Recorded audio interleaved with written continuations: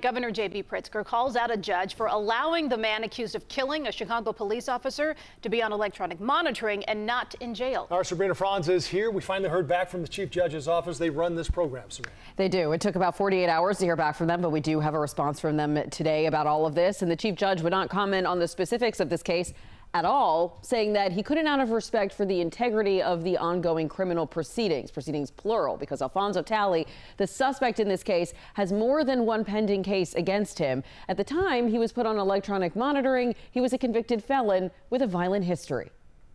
Questions about what happened after Alphanso Talley went off the grid continue. He'd missed curfew twice, his bracelet was dead, and he'd missed court weeks before he was accused of shooting two Chicago police officers, killing one. And in this case, I mean, it's a tragedy what's happened.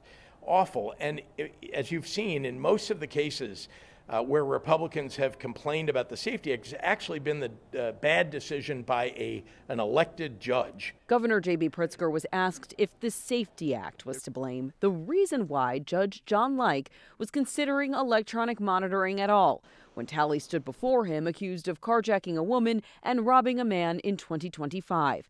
Pritzker pointed to Judge Lyke. A judge can make this decision. A judge should have made the decision to keep that person in jail. He didn't. In December, Lyke allowed Talley 7 to 15 hours on some days to roam freely so he could go to college. Electronic monitoring system is broken. It does not work.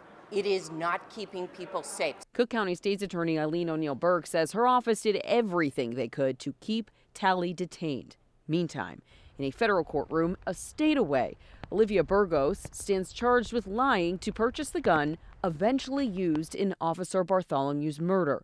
Olivia Burgos stands charged with lying to purchase the gun eventually used in Officer Bartholomew's murder. Burgos told the feds that she bought the gun for her boyfriend at the time, a man named David Martinez, not Alphanso Talley. It's still not clear how the weapon made its way from Martinez to Talley and how Talley managed to have it inside Swedish Hospital, where the shooting is alleged to have happened.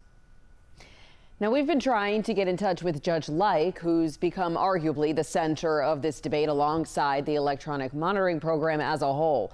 No reply yet from him. Talley, though, is scheduled to be in court tomorrow, and those questions that we were raising about how exactly he got that gun, that's something we might learn a little bit more about during his detention hearing. Sabrina, thanks.